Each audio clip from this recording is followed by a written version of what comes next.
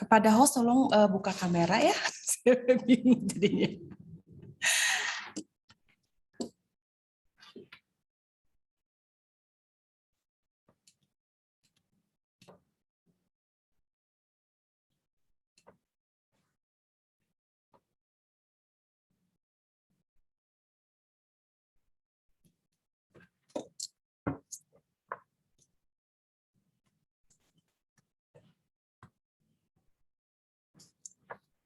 Ya, selamat sore. Assalamualaikum warahmatullahi wabarakatuh.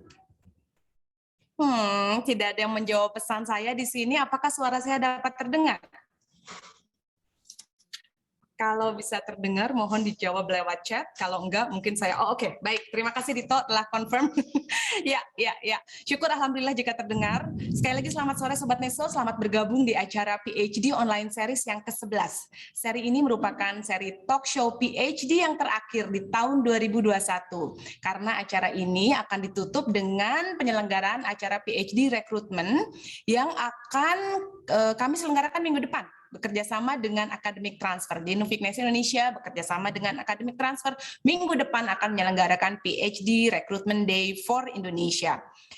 Nah, mohon izin untuk memperkenalkan sebelumnya, saya dengan Inti Diana Sari, Koordinator Promosi Pendidikan di Nuffic Nation Indonesia. Sore ini saya akan ditemani oleh rekan saya Emi Fumita, Student Counselor, dan juga Dito Ali Pratama.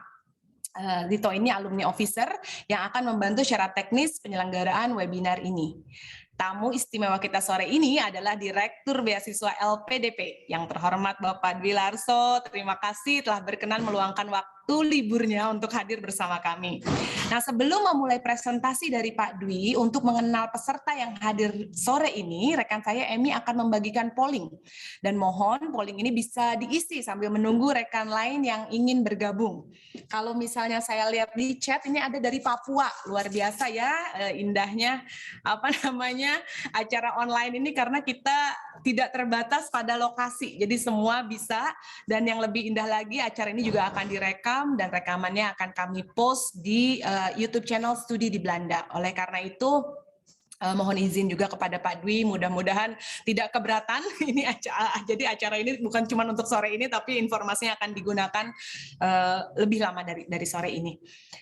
Saya juga ingin mengingatkan untuk semua peserta yang ada di sini agar dapat berkomunikasi lewat chat jika ada kendala teknis, seperti misalnya suara saya tidak terdengar, atau suara Pak Dwi yang tiba-tiba menghilang, atau slide presentasi yang tidak bergerak. Dan mengingat pengalaman yang saya alami sebagai moderator di sesi pertama PhD Online Series, saat itu di rumah tiba-tiba mati listrik karena hujan lebat. Nah, kondisi sore ini hujan lebat dan geluduk lagi. Maka mudah-mudahan sih tidak terjadi apa yang telah terjadi beberapa minggu lalu, tapi jika ini terjadi kembali, saya mohon kepada rekan saya Dito atau Emi untuk dapat menggantikan posisi moderator ini bagi peserta yang ingin dan satu lagi bagi peserta yang ingin bertanya. Silakan menggunakan tombol Q&A karena ini akan memudahkan saya dalam membacakan pertanyaannya. Saya rasa pollingnya diakhiri saja. Sekarang kita lihat hasilnya. Ternyata banyak lulus kuliah S2 dan ada yang sedang belum, ada yang belum, bahkan ada yang belum kuliah S2 ikutan nih, 14% Pak Dwi, jadi mungkin mereka pengen well prepare makanya ikutan. Dari mana rencana pendanaan? Wah, ini 68% pendanaan mereka tuh mintanya dari pemerintah Indonesia katanya Pak Dwi, padahal dari Belanda sendiri kami punya dana-dana untuk melakukan riset, untuk informasi mengenai dana riset dari Belanda.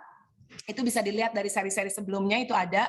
Terus dari Mora juga ada sih, jadi dari pemerintah Indonesia selain dari LPDP juga ada dari Mora. Ada juga nih untuk yang belum punya rencananya dari mana boleh, yang berencana dari luar negeri juga ada 59%. Pertanyaan penting nih, kalau untuk mau PhD di luar kan udah nulis proposal riset atau belum, apalagi kalau mau dananya dari pemerintah Indonesia.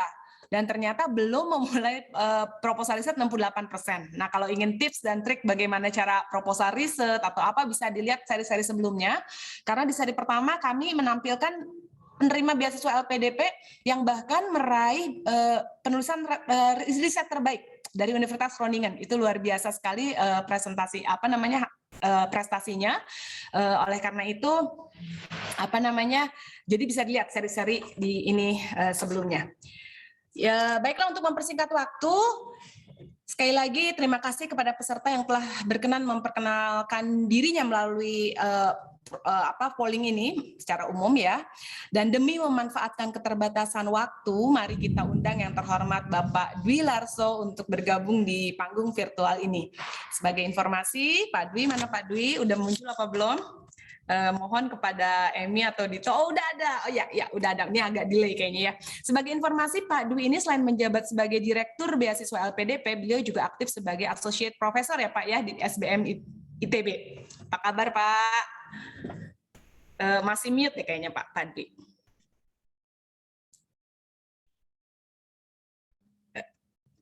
Pak Dwi bisa unmute atau mungkin host bisa bantu unmute mic-nya Pak Dwi?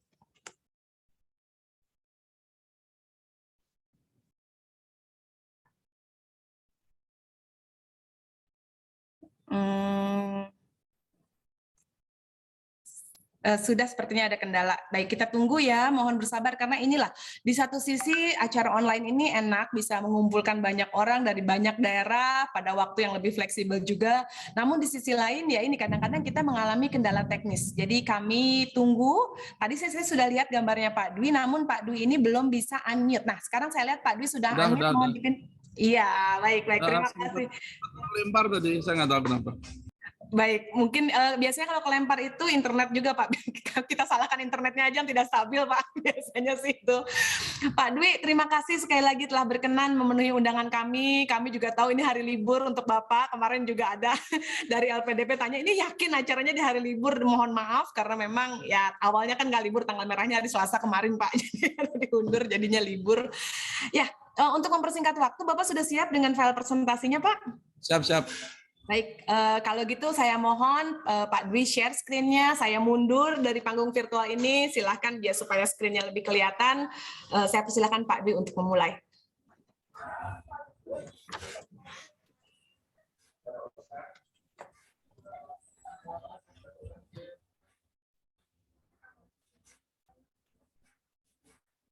Semoga sudah terlihat ya. Sudah Pak. Sudah terlihat ya, baik. Sudah terlihat, hanya bisa dibesarkan mungkin Pak filenya? Sudah nih. Ya. Sudahkah? Ya. Sudah terlihat. Baik, terima kasih. Ini selamat sore Mbak Inti dan rekan-rekan dari Nufik Neso.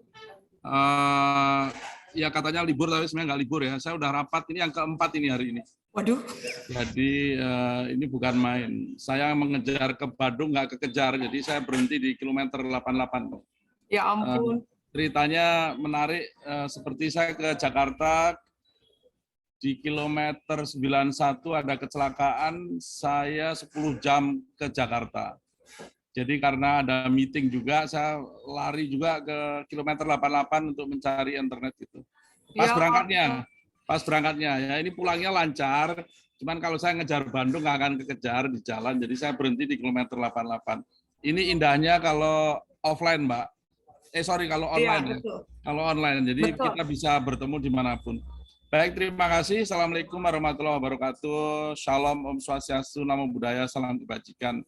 Saya tentunya senang sekali, saya bangga, saya pakai background-nya, mohon maaf ini ada kincirnya di sana. Ini adalah kerjasama Nufik Neso, LPDP dan Dikbudristek ya, di mana kita punya program untuk master menyekolahkan putra-putri terbaik bangsa dengan beasiswa co-funding antara Nufik Neso dan LPDP. Dan ini baru kita mulai tahun ini. Kita mengirimkan 10 mahasiswa di sekolah-sekolah terbaik di Belanda. Dan saya dapat undangan dari Nufik Neso untuk doktor ini, suatu kehormatan, tentunya tidak akan saya sia-siakan untuk memberitahu bahwa banyak kesempatan untuk beasiswa S3 ya, ke luar negeri dimanapun, tentunya terutama ke Belanda. Banyak sekali sekolah-sekolah di Belanda seperti disampaikan oleh Mbak Inti tadi. Saya ingin memberikan beberapa gambaran tentang posisi Belanda di mata dunia dan juga kerjasama LPDP dengan pemerintah Belanda tentunya. Nah, ini sekilas saja. LPDP itu punya tugas, diberi amanah untuk mengelola dana abadi. Yang namanya abadi harus tetap abadi untuk dimanfaatkan dari generasi ke generasi. Jadi kami ditugaskan untuk mengelola dana itu, menginvestasikan hasil investmentnya yang kita pakai untuk beasiswa dan juga untuk riset. Jadi kita tidak memakai dana abadi pokoknya, tapi dari bagi hasilnya. Nah, ini perkembangan yang membanggakan, baik ini bahkan di tengah pandemi, pemerintah komitmennya tinggi dan terus meningkat ya, menyisihkan anggaran negara untuk kepentingan pengembangan SDM. Jadi saya sudah 1 tahun lebih di LPDP, mulai awalnya itu dana abadi di pertengahan tahun 2020, itu totalnya 54 triliun rupiah. Kemudian di akhir tahun lalu menjadi 70 sekian triliun rupiah, dan 2 bulan lalu angkanya meningkat lagi menjadi 90 plus triliun rupiah, dan harapannya dalam waktu tidak lama lagi bisa melewati angka 100 triliun rupiah. Nah, ini adalah dana abadi yang harus dimanfaatkan untuk antar generasi gitu ya. Kemudian tentunya kita pakai bagi hasil dari dana yang kita investasikan. Ya, ini perlu teman-teman pahami. Sebenarnya dana ini dikumpulkan sejak 2010 begitu ya, kemudian meningkat terus dari tahun ke tahun sampai tahun 2021 ini. Ini gambaran dari penerima beasiswa LPDP untuk yang programnya LPDP S2 S3, kita telah memberikan hampir 28.000 penerima beasiswa selama ini ya, selama 10 tahun. Kemudian kita sekarang sedang melayani yang ongoing itu ada lebih dari 6.000 beasiswa S2 dan S3 yang bersekolah di seluruh benua yang ada di dunia ini, termasuk yang dalam negeri di Indonesia. Nah, per tahun 2020, masifnya di tahun 2021, LPDP diberi tugas tidak hanya S2 dan S3, tapi juga di level S1.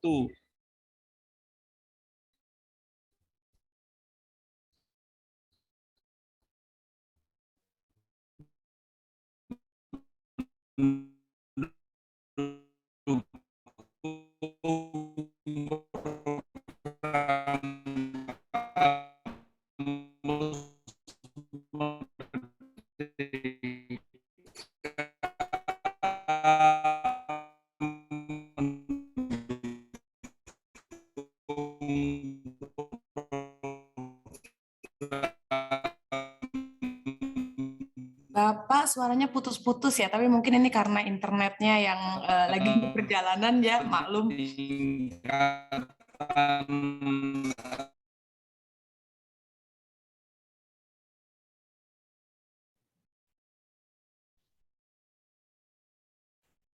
Iya, mohon maaf ini kami terputus lagi dengan Pak Dwi, tapi tadi seperti kita tahu ya diceritakan oleh Pak Dwi bahwa beliau sedang di perjalanan dan kita maklum bahwa hal ini bisa terjadi. Jadi kalau nggak saya mati listrik mungkin ya internet Bapak yang terputus. Jadi mungkin kita tunggu Pak Dwi terhubung kembali. Dan terima kasih, ini ada saran dari Arif, katanya bisa off cam untuk mengurangi beban bandwidth. Jadi ini saran yang baik sekali, nanti akan kami sampaikan ke Pak Dwi. Pak Dwi, mohon maaf nih, iya Pak, silakan. Mohon host untuk di spotlight Pak Dwi-nya. Pak Dwi terputus-putus.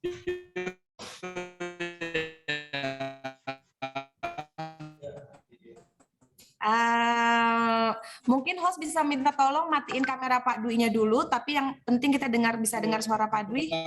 Mengurangi, mohon maaf nih, saya matikan video. Ya, baik Pak. Saya matikan video, sudah nggak? Video Bapak sudah mati, tidak terlihat. Bapak, apakah Masih Bapak? Ya? Sudah mati sih, kami tidak bisa melihat Bapak, wajah Bapak tidak bisa terlihat. Mohon izin untuk di share screen lagi. Apakah Bapak perlu bantuan kami untuk share screen atau?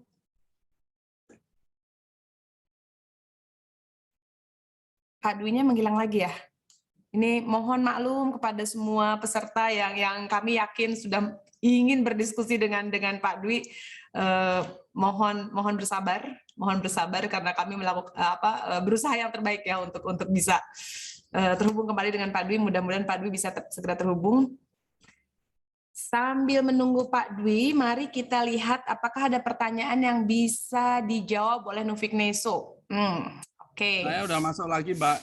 Alhamdulillah. Terima kasih. Baik, kalau gitu mohon host di Saya pikirkan dulu nih, apakah menggunakan PowerPoint itu jadi berat ya? Pastinya sih, karena Bapak harus ada upload. Apakah PowerPoint Bapak bisa dikirim lewat WhatsApp atau mungkin? Ya, atau saya kirim ya lewat WhatsApp ya. Ya, dikirim ke Pak Azman atau ke siapa Pak? Nanti biar saya forward ke host ya, ke Emi. Agak oke. Pasti besar sih Pak. Saya mungkin kalau enggak, kalau memang berat, gimana buat para peserta yang lain? Apakah? Tapi kalau nggak pakai bahan presentasi, mungkin gimana? Nanti Bapak apakah? Gini aja, saya kirim gimana ya? PowerPoint-nya ke Pak Asman kali ya. Pak Asman ada di sini ya? Pak Asman, nggak apa-apa sih kalau Pak ada. Ada ya Pak Asman, ini mohon maaf nih, aduh, saya nggak nyangka kilometer 88 ini saya pakai tethering sih. Ya, ini memang terjadi Pak di banyak acara, jadi bukan ini. Saya baru 2 kali ini kilometer 88 terus nih, ya baru 2 kali sih. Saya coba ya Pak Asman. Saya forward. Oke.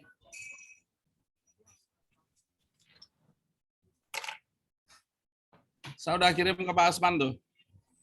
Ya, saya tunggu forward dari Pak Asman. Ya. Oke Pak. Saya nggak akan share screen ya. Baik Pak.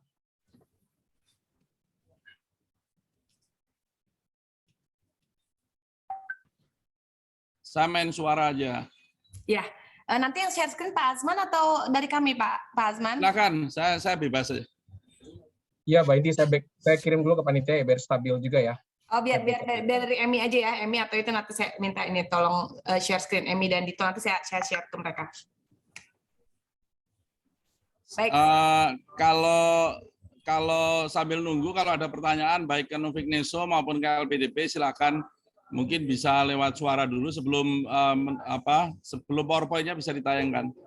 Oh gitu. Sebentar, ini saya udah dapat PowerPoint-nya.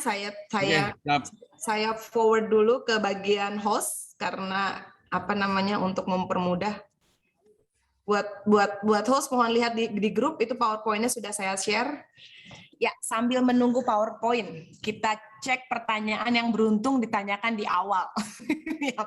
Ini yang semangat bertanya. Saya bacakan pertanyaan dari Prayogi yang bertugas di Sulawesi Tengah. Ini luar biasa, dari Sulawesi Tengah menuju Bandung dan Bogor. Mau bertanya, apa ada peluang untuk mengambil pendidikan doktor spesialis di Belanda dengan skema LPDP yang sekarang? Itu pertanyaannya. Jika tidak, apakah memungkinkan nantinya dibuka kembali skema beasiswa khusus doktor spesialis meskipun dalam negeri seperti beasiswa santri yang dibuka di luar gelombang biasa, atau justru tidak ada lagi, atau bagaimana kira-kira ke depannya? Ini mungkin maksudnya dokter spesialis ya? Iya, dokter spesialis. Dokter spesialis. Padahal sebenarnya kita ngomongin S3 nih Pak. Tapi karena beliau dari Sulawesi Tengah, saya akomodir. Terima kasih. Dokter spesialis akan ada, tapi kami sedang berdiskusi dengan Kemenkes. Ya, jadi setelah clear dengan Kemenkes, harapannya 2022 kita bisa launching ya. Karena kami LPDP menjalankan tugas dari para menteri yang memang perlu kita support. Dan semuanya harus disetujui oleh Dewan Penyantun yang terdiri atas beberapa menteri di sana. Ini sedang digarap ya. Oke, berarti insya Allah akan ada ya jawabannya. Akan ada ya. Ya, baik. Pak Dwi, bahan presentasinya sudah muncul kembali. Baik, lanjut aja Pak Asman. Terima kasih. Nggak banyak sih sebenarnya, hanya 20 slide. Ya, nggak apa-apa. Ya, 20 slide lanjut. itu berharga. Ini udah kan ya? Ini udah. Berikutnya Pak Asman. Ini yang tadi alumni kita sudah hampir 14.000 tersebar dari Merauke sampai Sabang, termasuk beberapa berkarir di luar negeri membawa misi bangsa. Ini membanggakan ya, tentunya beberapa yang memang kita feature ya, artinya hebat di Amerika yang kemarin, ada yang dari Belanda memecahkan real problem. Ini alumni kita. Berikutnya. Ini yang perlu kami sampaikan, Mbak Inti, mayoritas memang levelnya master, ya masuk akal ya. Tapi Anda lihat, ini sebenarnya 2181 nih angka untuk dokter luar negeri. Dokternya itu ada 6.000 lebih. 6.000 lebih dokter yang kita biayai, dan 2/3-nya ada di dalam negeri, 1/3-nya ada di luar negeri. Bayangkan ya, 2.000 dokter ya, artinya kita biayai. Menurut saya ini juga kontribusi yang besar dari adanya LPDP. Tapi juga kalau kita melihat skop atau skala dari Indonesia, tentunya kita harus berjuang terus untuk meningkatkan ini. Dan kami perlu sampaikan bahwa kami sebenarnya tidak ingin hanya berbasis pada orang bergelar master, orang bergelar insinyur atau S1 atau SH, atau orang bergelar doktor, tapi harus lebih dari itu. Karena kita paham bahwa orang yang sudah terdidik tinggi ini harus menjadi problem solver. Ya, bukan hanya dengan gelarnya gitu puas, tapi yang dituntut tanggung jawabnya kan lebih dari sekadar gelar ya. Bahwa mereka harus menjadi ujung tombak dari kemajuan Indonesia secara umum. Ini perlu kami sadarkan bahwa kita memang butuh intelektual seperti Bung Hatta yang sekolah di Belanda begitu ya. Itu adalah kaum intelektual yang memajukan bangsa ini. Dan memang anak-anak muda nih Mbak Inti. Jadi kami ingin mendorong anak-anak muda ini menjadi motor penggerak dari kemajuan bangsa. Anak-anak muda yang terdidik tinggi, anak-anak muda yang punya sifat pejuang tangguh untuk memajukan bangsa, patriot tanah air agar bangsa ini terus bersatu dan maju. Dan juga punya tipe kepemimpinan ya, problem solver, bukan orang yang selalu mencari kesalahan, orang yang berusaha mencari alasan untuk tidak maju. Ini perlu saya garis bawahi. Berikutnya Pak Asman. Maaf, mungkin bukan Pak Asman ya. Ini tadi yang saya sampaikan, Merauke sampai Sabang, 34 provinsi terwakili semua, tapi tentunya mayoritas masih ada di Jawa, karena memang penduduk Jawa lebih banyak ya, Jawa, Sumatera, Bali, begitu.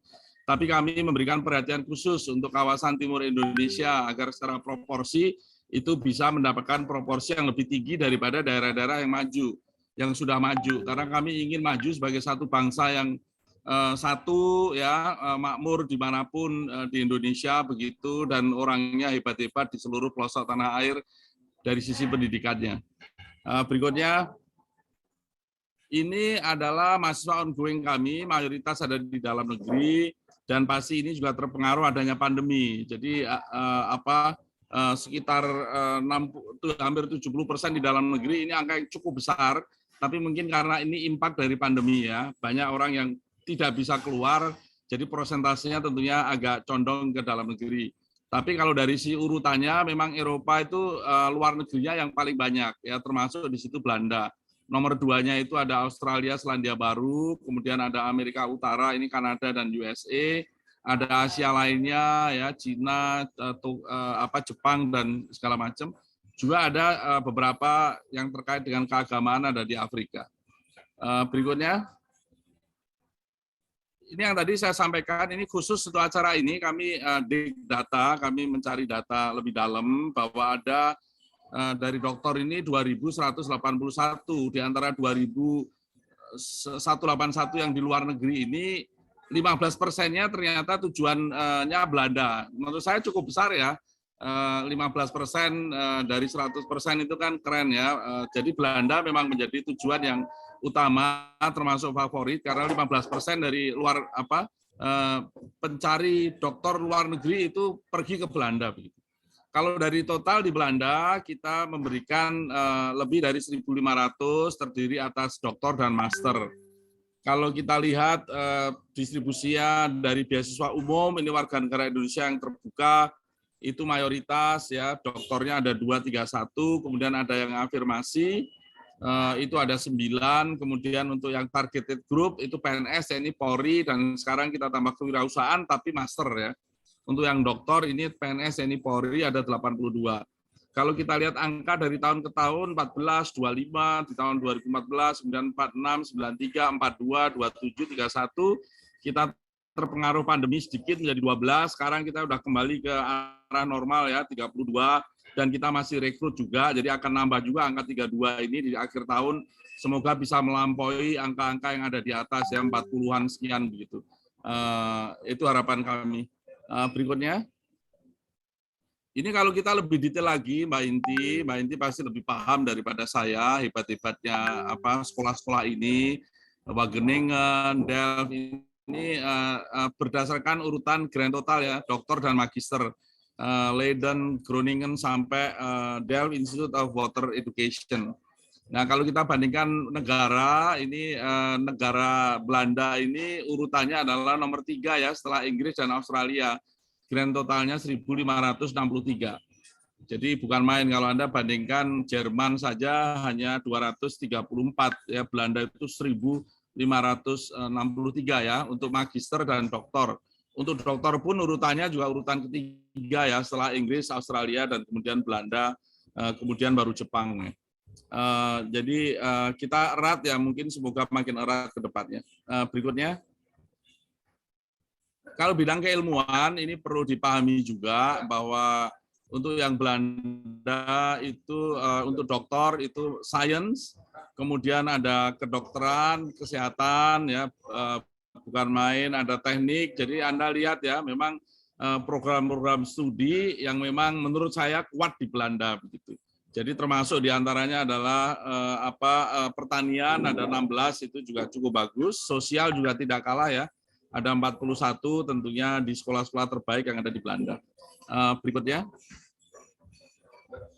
Ini sebaran universitas di Belanda, doktornya ada di Wageningen sekian, kemudian Leiden sekian, ya Groningen ya paling banyak ya 62, kemudian Amsterdam ada 30, Vrije University Amsterdam ada 20, totalnya 322. Berikutnya. Nah ini secara umum, beasiswa kita terdiri atas afirmasi, targeted, dan umum.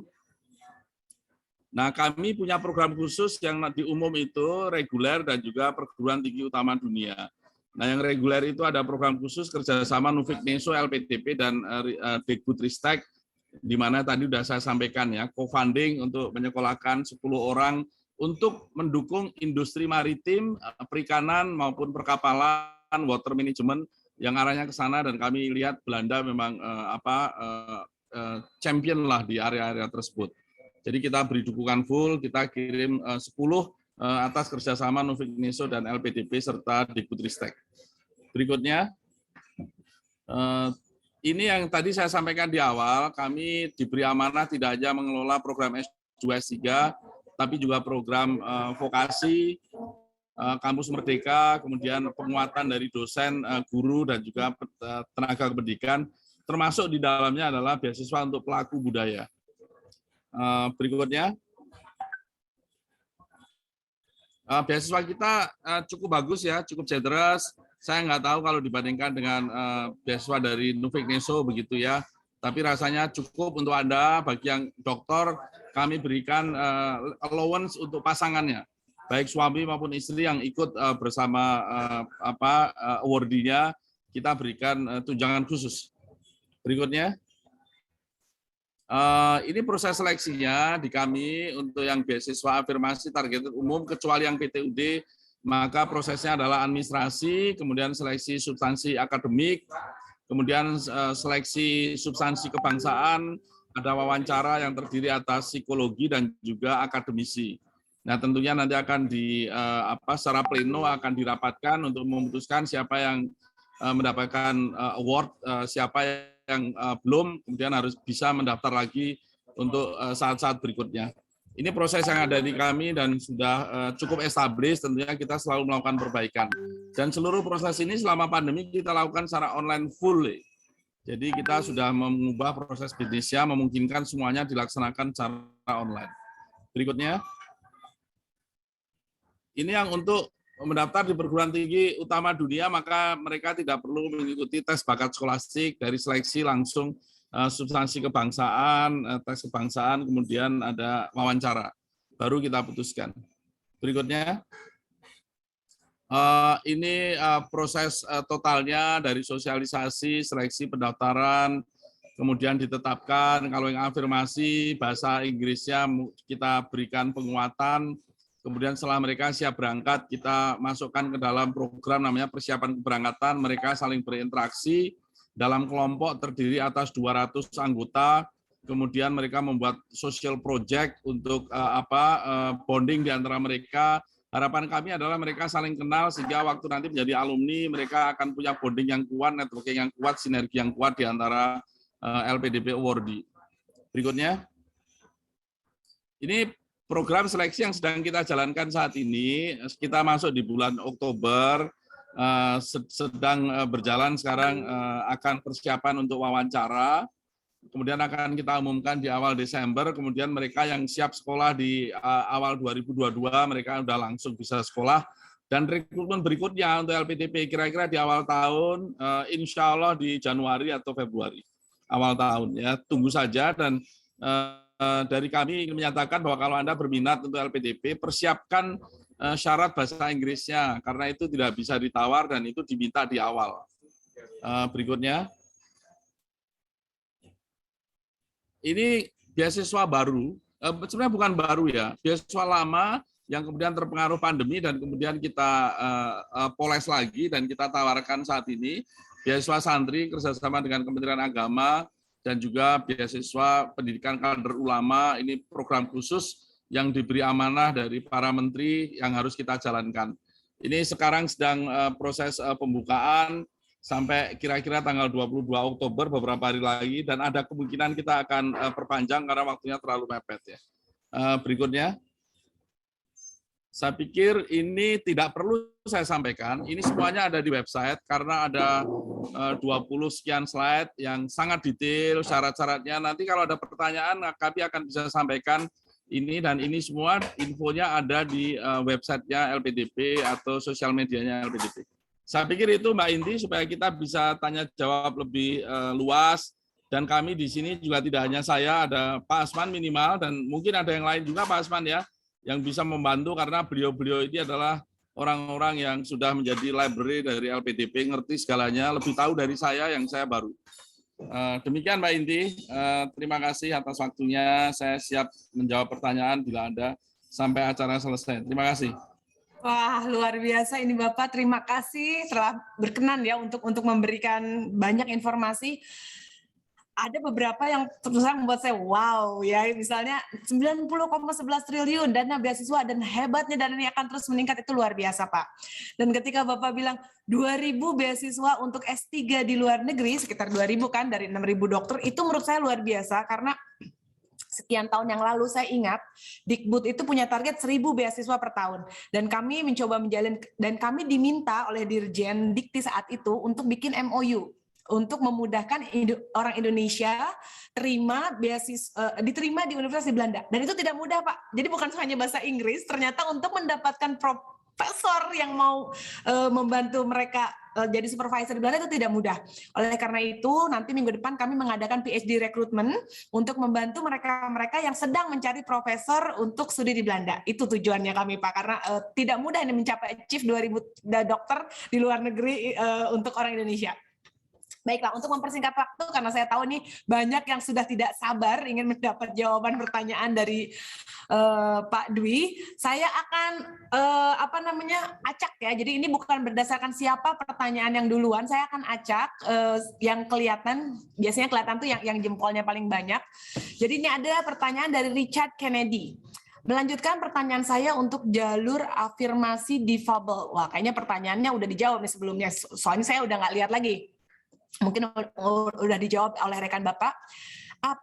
Afirmasi difabel, apa tips atau hal yang Profesor Dwi sarankan agar aplikasi pendaftaran beasiswa dapat dilirik dan diterima oleh LPDP? Ini ada banyak pertanyaan, ini pertanyaan nomor 4 Pak. Nomor 5, pertanyaannya apa yang diharapkan LPDP dari penyediaan beasiswa afirmasi untuk difabel? Terima kasih Prof, kata Richard Kennedy. Tampaknya Richard Kennedy ini sudah menanyakan 3 pertanyaan di awal sudah dijawab oleh rekan-rekan dari LPDP, terima kasih. Ini ada pertanyaan keempat dan kelima yang mendapat 3 jempol Pak, jadi ada banyak orang mengharapkan jawaban ini, jadi mohon Bapak untuk menjawab. Pertama, tips yang Pak Prof Dwi sarankan agar aplikasi pendaftaran beasiswa dapat dilirik dan diterima oleh LPDP. Ini tricky nih pertanyaannya Pak ya. Langsung ditanyakan langsung ke direktur. Luar biasa. Kami standar kok. Kami udah punya standar semua. Jadi syarat yang ada di persyaratan administrasi itu tidak bisa ditawar karena itu hitam putih. Contohnya misalnya TOEFL IELTS-nya harus berapa begitu ya. Kemudian ijazahnya, kemudian katakanlah masih ada syarat IPK begitu ya. Kemudian kalau afirmasi ya dia harus menunjukkan bukti bahwa dia memang masuk kategori afirmasi. Kalau dia mendaftar PTUD ya dia harus menunjukkan bahwa dia punya letter of acceptance dari universitas yang ada di daftar PTUD kita. Itu menurut saya hitam putih. Jadi saya merem untuk urusan administrasi karena itu udah hitam putih jelas. Paling kalau ada abu-abu baru kita chip in gitu ya, kita ikut terlibat. Itu kecil sekali kemungkinannya. Jadi yang kita harapkan dari penerima beasiswa LPDP ini karena ini misi bangsa dan ini uang taxpayer ya, dan kami diberi amanah untuk menjalankan program ini sebaik-baiknya. Waktu saya dilantik oleh Bu Menteri, kami diberikan arahan yang paling saya ingat, agar setiap rupiah yang dibelanjakan dari dana LPDP ini memberikan manfaat maksimal bagi kemajuan bangsa. Nah ini tentunya kan amanah yang sangat berat ya, karena memang ini uang dari pemerintah, uang dari negara, uang dari rakyat gitu. Nah ini yang coba terus kita lakukan. Jadi kami ingin mencontoh aja para founding fathers kita ya. Saya sebut Bung Hatta kan, karena pendiri Republik ini dan juga terdidik di Belanda begitu ya. Jadi saya belajar bahwa dari sejarah perjalanan bangsa ini selalu yang menggerakkan motor dari kemajuan bangsa itu satu, orang terdidik. Mungkin sebelum itu ada nolnya dulu, Des. Satu gitu ya, anak muda.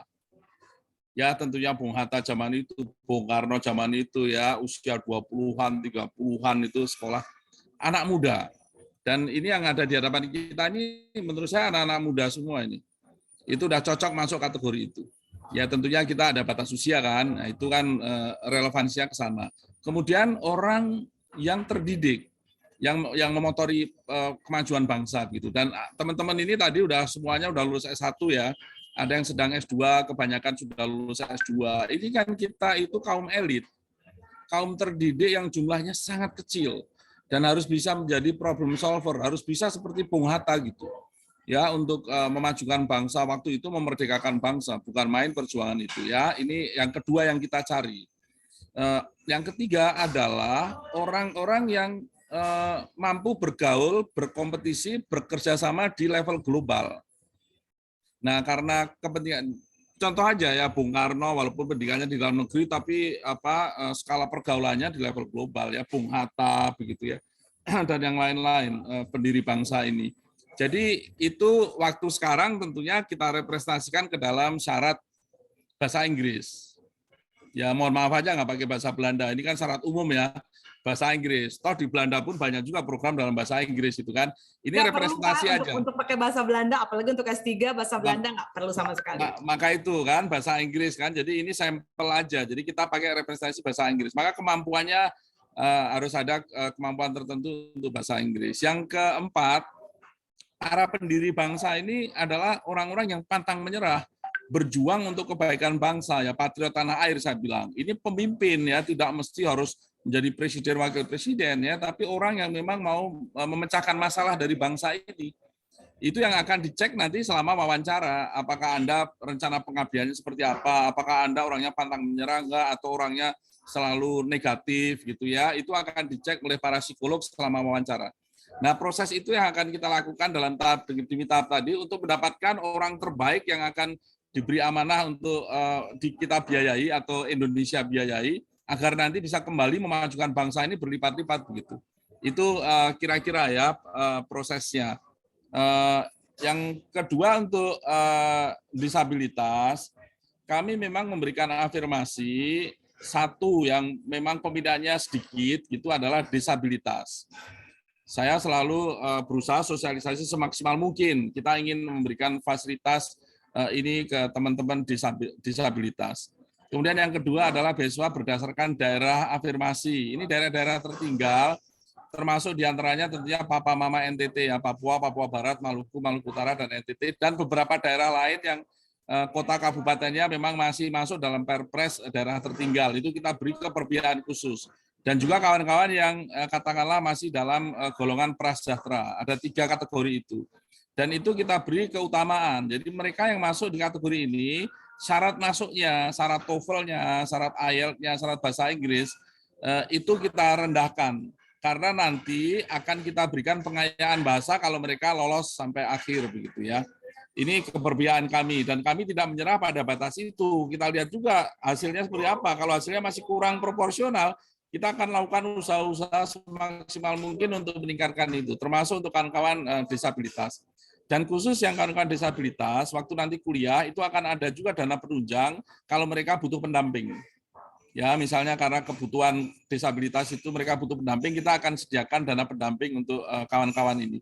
Kami sangat mendorong kawan-kawan ini karena bagi kami kita adalah inklusif ya, tidak ada yang kita tinggalkan begitu, semuanya mendapatkan kesempatan yang sama dalam arti kemungkinan diterimanya sama. Artinya kalau perlu beri penguatan, kita beri penguatan ya, terutama bahasa Inggris dan lain-lain. Dan skornya udah kita turunkan dibandingkan yang umum ya. Yang demikian Mbak Inti.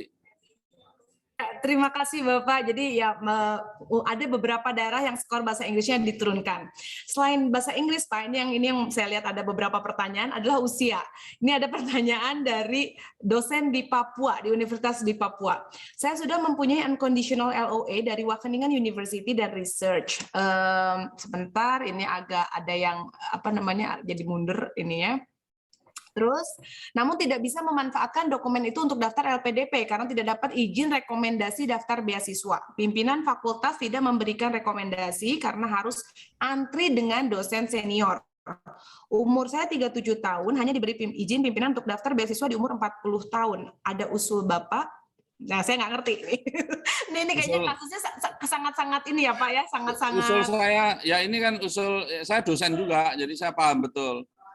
Saya simpatilah punya empatilah sama kawan-kawan ini ya kan, kadang-kadang kan birokrasi di atas kita itu berpikir berpikir berbeda ya, karena mungkin mereka ingin mengutamakan yang sudah senior dulu, karena kalau tidak didaftarkan sekarang mungkin akan lewat juga kesempatannya begitu kan. Betul. Tapi tentunya jadi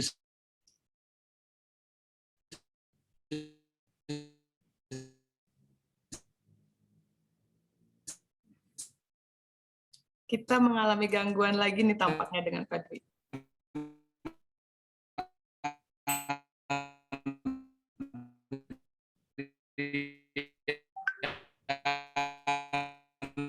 Bapak mohon maaf suaranya terputus-putus kembali.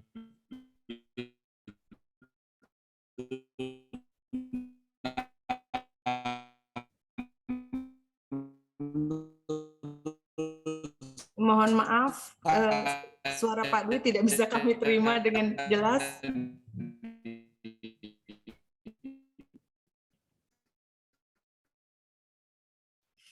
Iya, Pak Dwi terlempar kembali dari panggung virtual ini. Masih banyak pertanyaan yang antri, ini saya lihat ada 13 pertanyaan sudah dijawab oleh rekan-rekan LPDP, dan adakah rekan-rekan LPDP yang berkenan untuk menggantikan Pak Dwi sementara sambil menunggu Pak Dwi kembali connect ke panggung virtual ini? Mungkin Pak Azman atau siapa yang dari LPDP yang berkenan untuk naik ke panggung? Kita tunggu aja. Kita tunggu aja, baik. Baik, kalau gitu sambil nunggu Pak Dwi kita ngobrol-ngobrol. Tadi saya lihat ada pertanyaan soal beasiswa pendanaan dari Belanda. Saya nggak tahu tadi sekilas ada jawab. Jadi kalau dari Belanda itu pendanaannya dari macam-macam institusi dan itu biasanya jenisnya bukan beasiswa tapi kerja. Jadi yang harus dilakukan adalah kita daftar lowongan kerja, misalnya bisa cek di academictransfer.nl, itu website untuk lihat lowongan kerja itu. Terus nanti kita ngelamar seperti ngelamar pekerjaan, jadi nggak perlu nulis proposal, biasanya nggak diminta tuh untuk nulis proposal riset.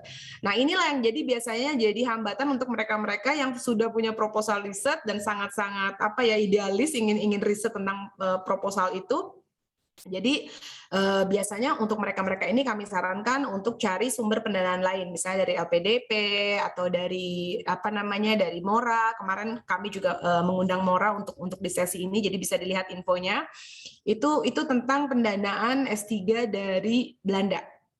Gitu. Dan sehubungan dengan acara PhD rekrutmen nanti di tanggal 20 hari Jumat itu 29 ini luar biasa. kami sudah menerima banyak pendaftaran dan ini sekarang sedang proses seleksi oleh profesor. Jadi profesor itu akan menyeleksi dan karena yang daftar itu lebih banyak dari profesor yang berkenan hadir, biasanya mereka akan lihat yang sudah mempunyai proposal riset. Sekarang masih ada waktu sih, masih ada waktu seminggu. Jadi kalau bagi mereka yang sudah punya proposal riset, silahkan ikutan acara ini. Dan kalau misalnya terpilih sama profesornya, itu nanti akan dijadwalkan interview selama 20 menit di tanggal 27 hari Jumat. 29 hari minggu depan hari Jumat. Itu dari jam 1 siang sampai jam 9 malam waktu interviewnya selama 20 menit. Dan yang sering menjadi pertanyaan adalah bagaimana jika setelah diinterview saya diterima tapi tidak mendapatkan dananya. Nah, itu berarti dananya harus dicari dari sumber lain ya, baik LPDP atau MORA atau sumber lain. Tapi kalau misalnya ketika diinterview, research proposalnya itu memang sejalan dengan proyek yang dijalankan oleh para profesor itu, terus mereka tertarik dengan ide-idenya, ada kemungkinan juga, dan ini sudah terlihat dari pengalaman penyelenggaraan sebelumnya, jadi ada orang yang sebetulnya niat daftar LPDP, ketika diinterview soal proposalnya, profesornya tertarik dan malah menawarkan dana dari institusi mereka. Jadi itu sudah ada.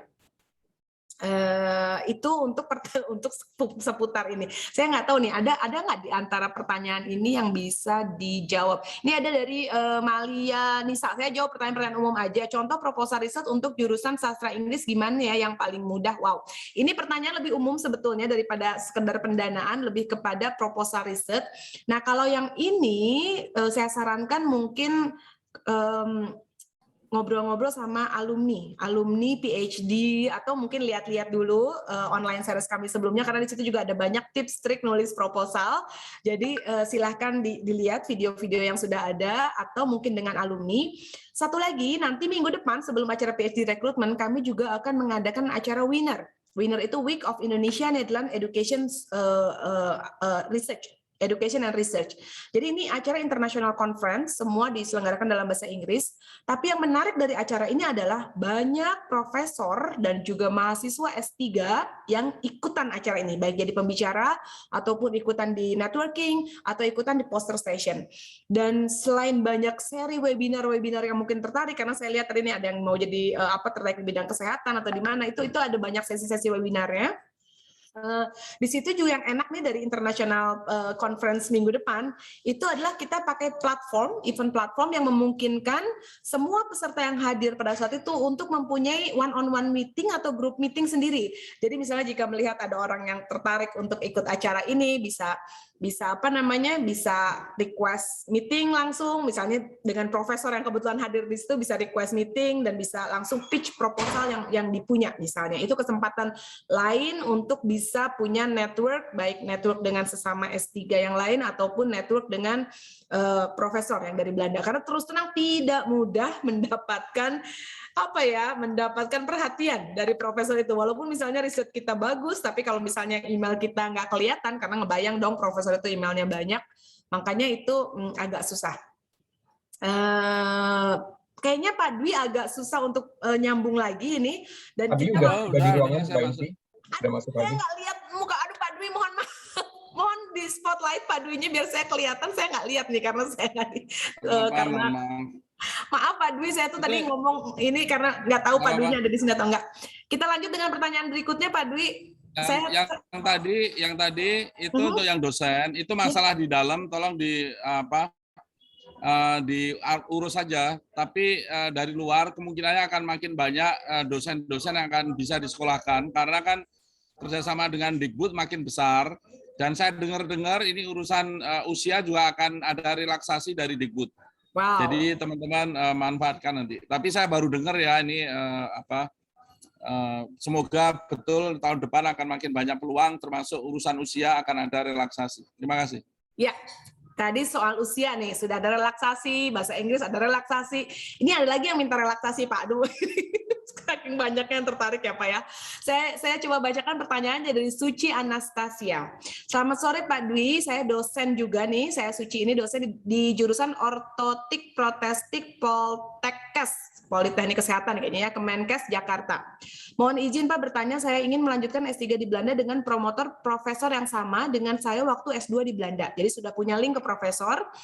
Saya sudah dapat LOE dari Universitas Groningen dan sudah punya proposal riset juga Pak dan disetujui oleh beliau, oleh profesornya. Mohon izin arahan Pak, apakah saya bisa apply pendanaan riset karena untuk beasiswa S3 LPDP saya gagal admin karena IPK. Jadi masalahnya itu tadi bukan cuma umur Pak, ternyata IPK. IPK-nya Suci ini 3,0.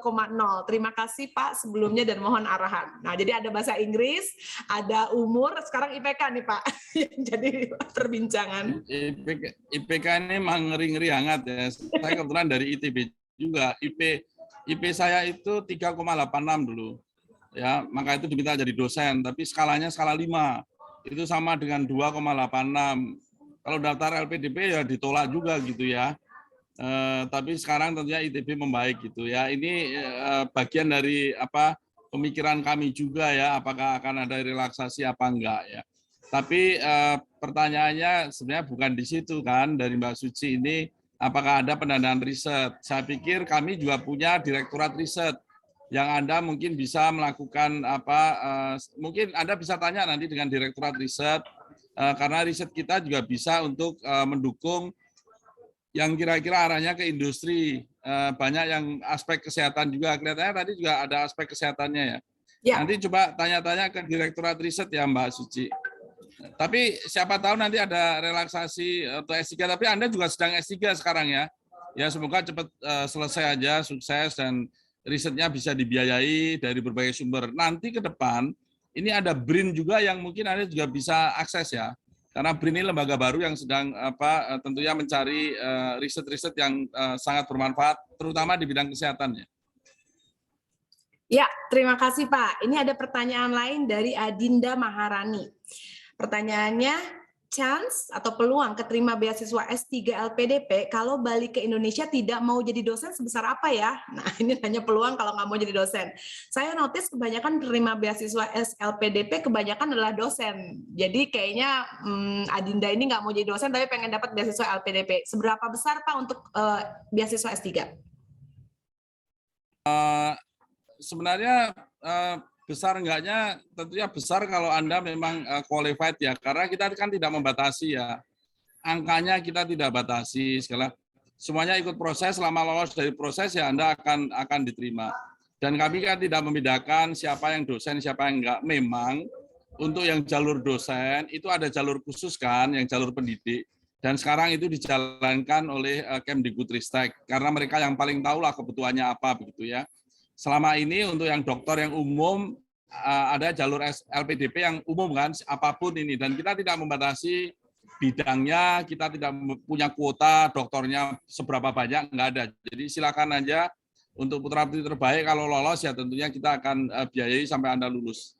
Itu Mbak, jadi peluangnya tetap besar ya. Luar biasa, luar biasa. Ini ada pertanyaan tambahan lagi nih, tapi nggak mau nyebutin namanya, orangnya anonimus. Sore Pak Dwi, terkait dengan pendaftaran PhD, apakah grup-grup khusus seperti dosen dan PNS harus mengikuti beasiswa LPDP yang dikhususkan untuk kategori-kategori tersebut? Atau diperbolehkan juga ikut LPDP jalur reguler? Nah, tadi ada khusus dosen nih, nyambung nih Pak pertanyaannya.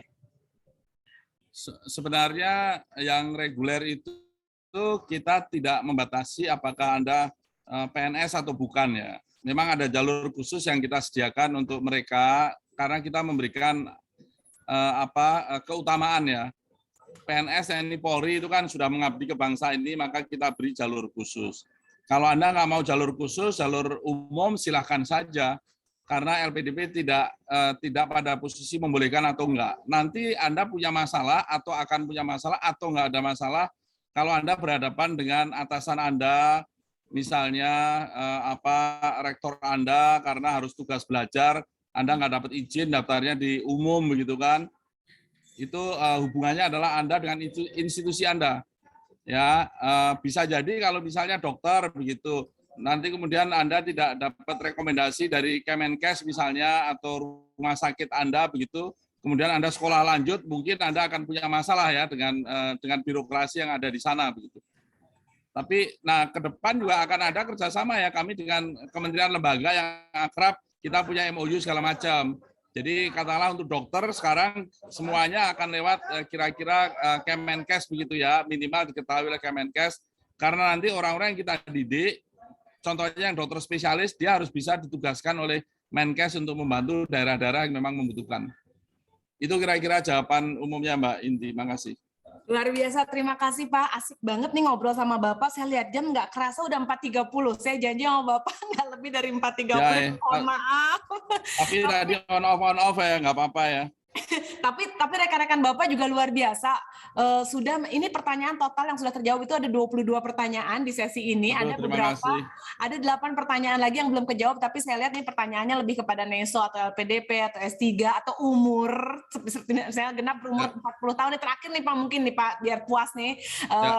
Johnson dari Johnson. Maaf Pak Dwi, izin bertanya. November 2021 ini saya genap 40 tahun. Apakah masih memungkinkan untuk daftar beasiswa LPDP? Pak Azwar sebenarnya lagi typing, tapi saya akan tutup sesi ini, jadi mungkin Pak Dwi memberi ini terakhir Pak. Ini kalau dosen ada kemungkinan akan ada relaksasi yang saya bilang, tapi keputusannya ada di Dikbudristek ya. Iya. Kalau yang lain aturannya ada di kita. Kalau peneliti kalau nggak salah bisa sampai 47 ya Pak Asman ya, untuk kategori-kategori khusus ya. Tapi kalau yang umum kelihatannya justru ketat ya.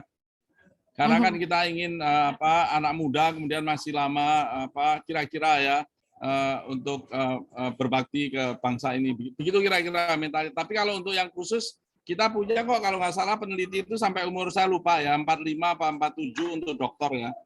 Kalau yang untuk dosen akan ada relaksasi, tapi keputusannya ada di kementerian sebelah di Dikbudristek ya. Iya, karena terkait dengan berbagai fungsi ya Pak ya. Bapak ini luar biasa sekali, ya Allah, terima kasih telah menyempatkan datang ke acara virtual ini di tengah-tengah kesibukan Bapak, sampai menyempatkan diri di perjalanan. Ini luar biasa banget, kami merasa sangat-sangat tersanjung dan berterima kasih Pak. Terima kasih sekali lagi. Saya mohon maaf ya, karena sinyal. Tapi kalau mau kontak langsung silakan saja teman-teman ya, ada Pak Asman juga, kalau masih ada pertanyaan yang belum jelas. Nanti kalau ada event lagi dengan Uvigneso, saya siap juga dengan setting yang lebih baik ya. Bapak, terima kasih. Terima kasih, nggak kapok. Mungkin untuk rekan-rekan LPDP bisa menuliskan di chat kontak kemana jika mereka masih ada pertanyaan yang ingin mereka ajukan. Mohon dituliskan di kolom chat saja. Kepada Pak Dwi, saya juga tidak ingin menahan terlalu lama. Sekali lagi terima kasih kepada semua pihak yang telah berpartisipasi, terutama kepada Pak Dwi ini. Semoga waktu yang kita sisihkan ini untuk memberikan atau ya untuk saling berbagi lah Pak ya, dapat bermanfaat. Dan semoga semua peserta yang hadir di webinar sore ini dapat meraih cita-citanya Pak untuk mendapatkan pendidikan di luar negeri ya Pak ya. Terima kasih Pak Dwi. Ya, sampai ketemu lagi di acara yang lain Pak. Terima kasih. Ya, salam sehat semuanya. Mohon izin live ya. Makasih Pak Asman. Terima kasih semuanya. Thank you so much. Terima kasih Pak, hati-hati di jalan. Ya, thank you ya. Sebentar lagi nyampe lah, sejam lah. Makasih. Hati-hati di jalan Bapak, terima kasih. Ya, kepada rekan-rekan semua peserta webinar sore ini, saya tutup acara, dan kepada host silahkan juga ditutup karena mungkin rekan-rekan yang lain juga ada yang punya acara lain. Kepada tim LPDP, Pak Azman dan rekan-rekannya, kami ucapkan terima kasih. Sekali lagi mohon maaf atas segala kekurangan kami, baik secara teknis ataupun mungkin ada perkataan saya yang salah atau sulit dimengerti misalnya. Ada beberapa informasi yang disajikan rekan saya di kolom chat, dari mulai misalnya tentang S3 di Belanda atau mungkin database online digital brosur ataupun event. Jadi mungkin buat yang ingin ikutan acara Winner itu bisa dicek di winner.or.id, karena tadi ada pertanyaan juga gimana cara supaya dapat network. Saya sarankan ikut deh di Winner, itu banyak banget, bahkan penerima hadiah Nobelnya Belanda istilahnya Spinoza Prize itu akan ikutan jadi salah satu pembicara di situ. Jadi coba mampir nanti di acara virtual tanggal 26, 27, 28 Oktober. Demikian saya akhiri sesi webinar sore ini. Terima kasih atas semua perhatiannya. Wassalamualaikum warahmatullahi wabarakatuh. Saya Liv ya.